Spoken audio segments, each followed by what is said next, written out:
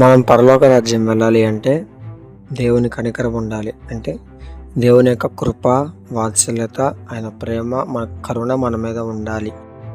రెండవదిగా యేసుక్రీస్తు నడిచిన మార్గంలో మనం నడవాలి. అంటే ఆయన సిలువను మోసుకొని ఆయన బ్రతికిన దినములన్నీ దేవుని కొరకు ఎలా జీవించి ఉన్నాడో, ఎలా ప్రార్థించాడో, అలానే శ్రమల్లో శోధనలు ఎలా ఎదుర్కొని నిలబడ్డాడో, మనము కూడా యేసుక్రీస్తు మార్గంలో నిలిచి మనము కూడా నడవాలి. ఈ లోకము కొంతకాలమని నమ్మాలి. ఈ లోకం శాశ్వతం కాదు, ఈ లోకము గతించిపోతుందని మనం నమ్మాలి. ఇంకోటి, విశ్వాస జీవితం కలిగి ఉండాలి.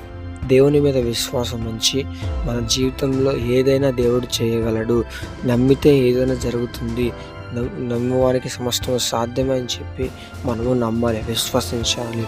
అలానే ఈ లోక మర్యాదను విడిచిపెట్టాలి. ఈ లోక మర్యాద అనగా పాపం మనల్ని ఆహ్వానించి పాపం చేస్తే ఉత్సాహము, ఆనందం వస్తుంది. కానీ అది కొద్దిసేపటి తర్వాత నువ్వు ఆ పాపంలో మునిగిపోయి చివరికి మరణానికి దారితీస్తుంది. కాబట్టి ఈ లోక మర్యాదను మనం విడిచిపెట్టాలి. తర్వాత పరులను ప్రేమించే మనసు కలిగి ఉండాలి. అంటే దేవుడు చెప్పిన ఆజ్ఞ, మనము నీ పొరుగు వారిని నిన్ను వలె నీ పొరుగు వారిని ప్రేమించు అని చెప్పి యేసుక్రీస్తు వారు ఆజ్ఞ ఇచ్చున్నారు. కాబట్టి మన పరులను మనము ప్రేమించాలి, మనసు కలిగి మనం ప్రేమించాలి. అలానే దురాత్మలతో పోరాడే శక్తి కలిగి ఉండాలి.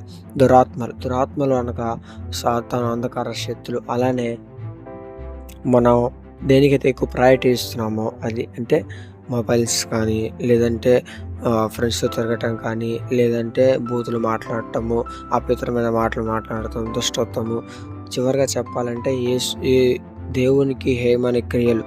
అలానే మోకాళ్ళ జీవితం కలిగి ఉండాలి. అంటే ప్రార్థనా జీవితం.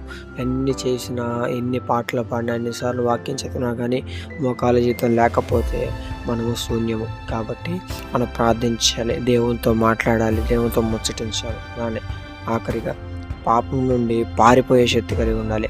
పాపం నుండి పారిపోయే శక్తి చాలా తక్కువ మందికి ఉంటుంది. ఎందుకంటే పాపం మనల్ని ఆకర్షిస్తుంది, ఆనందానికి దారితీస్తుంది, అది కాస్త మరణానికి దారితీస్తుంది. కానీ పాపం నుంచి ఎవరైతే పారిపోతారో వారు దేవునికి దగ్గరగా జీవించేవారు, దేవునితో కలిసి జీవిస్తారు. కాబట్టి మనం పాపం నుండి పారిపోయే శక్తి కలిగి ఉండాలి. ఈ గుణగణాలు ఈ యొక్క మనలో ఉంటే పరలోక రాజ్యానికి మనము వెళ్ళగలం.